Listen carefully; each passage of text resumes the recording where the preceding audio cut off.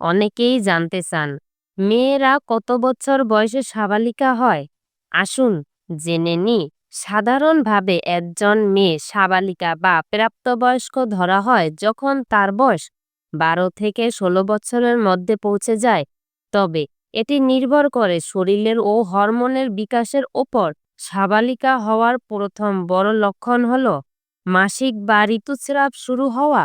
বেশিরভাগ মেয়েরাই 11 থেকে 14 বছর বয়সে প্রথমবার মাসিক পায়।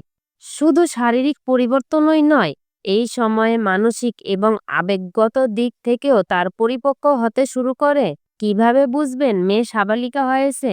স্তনের বৃদ্ধি শুরু হয়, শরীরের গঠনগত পরিবর্তন দেখা যায়, মাসিক শুরু হয়, আবেগ ও আচরণে পরিপক্কতা আসে। তবে মনে রাখবেন, প্রতিটি মেয়ের বিকাশের গতি আলাদা। কারোটা একটু আগে, কারোটা একটু পরে হতে পারে। এটা স্বাভাবিক। প্রয়োজনে চিকিৎসকের পরামর্শ নিতে পারেন যদি বয়স অনুযায়ী স্বাভাবিক পরিবর্তন না দেখা যায়। এই ধরনের স্বাস্থ্য সচেতন ভিডিও পেতে আমাদের চ্যানেলটি সাবস্ক্রাইব করতে ভুলবেন না। ধন্যবাদ সবাইকে।